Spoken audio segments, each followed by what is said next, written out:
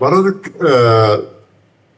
किसके लिए जीना चाहिए, मतलब किसके लिए जीना चाहिए, मतलब वास्तव में कि परिवार के लिए या संसार के लिए या अपने लिए? इन तीनों बातों में एक को जोड़ लो, एक बात को जोड़ लो।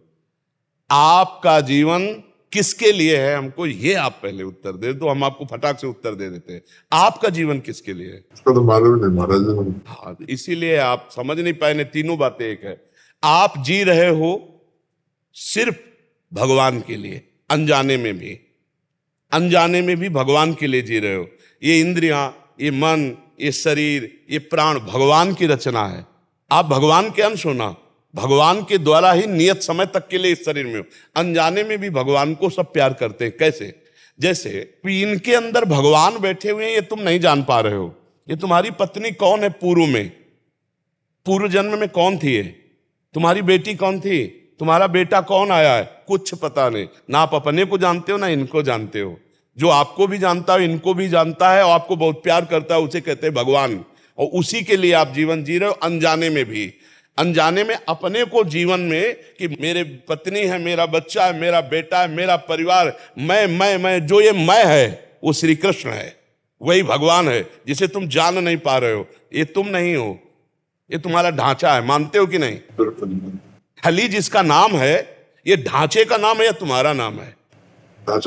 ढांचे का नाम, इस शरीर का नाम है। इस शरीर का नाम खली है। ये जब मां के गर्भ में था तब खली नहीं था। जब ढांचा बाहर आया तब उसको नाम दिया गया, ढांचे को नाम दिया गया। और ढांचे से ही इसके अंदर जो संचलित होने वाली शक्ति है उसको पहचाना जा रहा है। लेकिन उस शक्ति को कोई नहीं नाम दे रहा।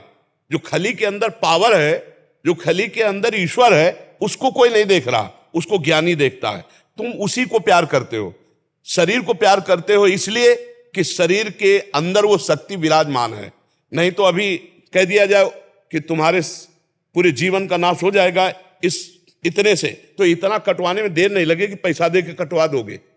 मतलब शरीर से भी प्रिय प्राण, प्राण से भी प्रिय आत्मा, और जिसे आत्मा कहते हैं उसे परमात्मा कहते हैं। और वही इनमें विराजमान, इनमें विराजमान, इनमें विराजमान। पावर वही भगवान का है। तो तुम अनजाने में भी भगवान से प्यार करो, अगर जान के प्यार कर लो तो जीवन मुक्त हो जाओ। अब वही भगवान तुम्हें शरीर जैसे प्रिय और पोषणकारी दिया है। तुम्हारा अधिकार शरीर को नष्ट करने का नहीं है भला, ना भारतीय और ना भागवतिक। अभी कानूनी कार्रवाई में आपको केवल यह साबित हो जाए कि आप अपने शरीर को नष्ट करना चाहते हैं तो आपको सजा हो जाएगी कि नहीं हो जाएगी? तो मतलब इस शरीर पर आपका अधिकार नहीं है, जीने का अधिकार है। खाओ पियो मौज करो, इसको नष्ट नहीं कर सकते। ये सरकारी है, भारतीय भी और भागवतिक भी। इसका मतलब भगवान की सत्ता। तो ये आप इनसे व्यवहार कर सकते हो, प्यार कर सकते हो, इनको सुख पहुंचा सकते हो, लेकिन नष्ट करने का अधिकार नहीं है, नहीं आपको जेल हो जाएगी। ये सरकारी है ना, सरकारी, भागवतिक भी और कानूनी भी। मतलब टोटल अगर हम हिसाब में जाएं तो हम भगवान के लिए जी रहे हैं।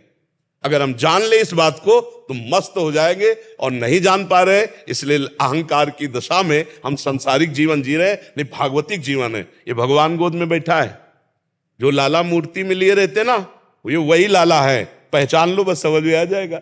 वही श्री कृष्ण तुम्हारी गोद में बैठा है, वही जगदम्बा तुम्हारी पत्नी के अंदर भी वही शक्तिमान विराजमान है। पत्नी का रोल करने वाली वही आद्या शक्ति, कोई दूसरा नहीं है। जो तुम्हारे अंदर बैठा हुआ महाबल वो भगवान ही है, दूसरा कोई नहीं। अनजाने में भी हम उसी का आदर कर रहे हैं। महाराज जी, मेरा क्वेश्चन है कि जैसे हम मतलब परिवार के लिए दिन रात मेहनत करते हैं। हम जैसे बोला ना अभी कि भी आप 1000 बार नाम लो, तो सुबह से शाम को लेट सोते हैं, सोचते भी ये काम निपटाइए, वो निपटाइए। सुबह होता है यार उठिए और फिर जिम लगाइए फटाफट, वो भी मतलब। सो मैं ये सोचता हूँ कि किसके लिए हम कर रहे हैं, मतलब क्योंकि अपने अगर आप सत्संग कभी सुने हो, हमने कहा कि सारा समय का कार्य भगवान को समर्पित कर दो तो भजन बन जाएगा। भगवान का भजन करने से ही पूर्णता ये बात समझ में आएगी। नहीं, आपको ये लग रहा है कि मैं अपने लिए जी रहा हूं, अपने परिवार के लिए जी रहा हूं, लेकिन ये जीवन कोई महत्व का जीवन नहीं। इसका कोई महत्व नहीं है यदि भजन नहीं हुआ जीवन में। ध्यान रखना, जब तुम जाओगे तो अकेले जाओगे यहाँ से, ना ये शरीर जाएगा ना परिवार का कोई जाएगा। और अगर भजन नहीं है तो यहाँ का जिम और यहाँ का तुम्हारा सारा नाम और यहाँ का बैंक बैलेंस, एक पैसा तुम्हारे साथ नहीं जाएगा। पत्नी सद्भावना कर सकती, साथ नहीं जा सकती। बेटे तुम्हारे लिए आंसू बहा सकते, साथ नहीं जाएंगे।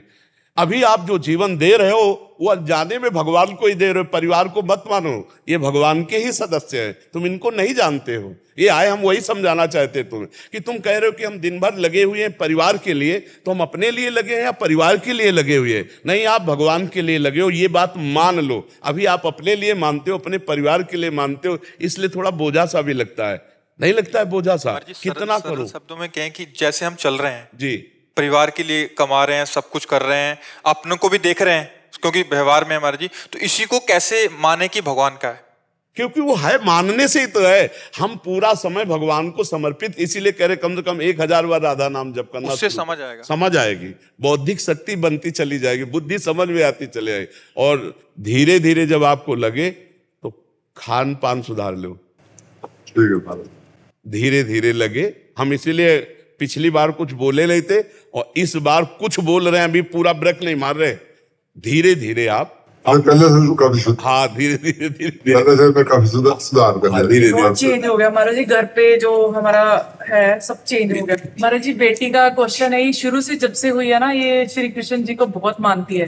तो इसका जैसे हम घर पे जैसे और भी हमारे देवी देवता को मानते हैं, इसको ये कंफ्यूजन में है कि मानती भाई है कृष्ण जी को, और ये कंफ्यूजन में है कि मैं क्या करूं, इसको मार्गदर्शन कुछ दिखा दो ताकि ये भी समझ आए अभी से ना छोड़। हाँ, इसमें बात ये देखना है कि जैसे घर में भाई है तो भाई के अलावा माँ भी तो है ना, बहन भी तो है ना। तो जैसे हम दुर्गा देवी विराजमान है तो समझती है मेरी माँ है, और भी देवता हैं तो सब श्री कृष्ण के ही अंश से तो हैं। हम किसी का निरादर ना करें, पर हमें प्यार श्री कृष्ण से है तो हम उनकी पूजा करें। और अन्य जितने भी भगवत स्वरूप हैं किसी का निरादर ना करें, सब में प्रणाम करें, क्योंकि सब भगवान के स्वरूप। मान लो देवी जी हैं तो अम्बा है, जगत जननी है, भगवान शिव हैं तो जगत पिता हैं, जितने और देवता हैं तो सब भगवान ही के अंश से तो है। तो अपने श्री कृष्ण से प्यार करें और सब देवताओं को नमस्कार करें। इतना सुंदर तुम्हारा भाव है कि श्री कृष्ण की बात सुनकर तुम्हारे आंसू आ गए। तुम तो बहुत पूर्व की कोई भजन करने वाली सखी हो, ले तो ऐसा कैसे हो सकता है? तो यही समझाते कि सब भगवान जी श्री कृष्ण जी सब है, हाँ, तो निरादर नहीं करते। ये बहुत ये पेंटिंग्स बनाती है जैसे राधा जी की। ये तो गजब की बात है भाई, आपके घर में इतनी भजनानंदी संत आ गई। ये पूर्व की कोई संत रही है? नहीं तो भगवान के लिए ऐसे आंसू आना बड़ा मुश्किल होता है। आप ही बताओ, भगवान के लिए रो सकते हो? भगवान के लिए बहुत सुंदर, बड़ी कृपा है आपकी कि जो ऐसी संतान है आपके पास। श्री कृष्ण प्रेमी पूर्व का कोई भजनानंदी महात्मा है जो अपना भजन पूर्ण करने के लिए तुम्हारे घर आया। बहुत सुंदर, भगवान की बहुत कृपा है आपकी। बोलती है पहले कृष्ण जी को राखी बांधती है, फिर बोलती है मेरा भाई है, फर्स्ट भाई मेरे कान्हा जी। हाँ बिल्कुल, बहुत सुंदर बात। हमें बहुत अच्छा लगा बच्चा आपसे मिलकर, बहुत अच्छा लगा। आप ऐसे नाम जप करना और श्री कृष्ण से प्यार करना, फिर देखना वो जीवन कैसा उन्नतिशील बनाते हैं श्री कृष्ण। ठीक है?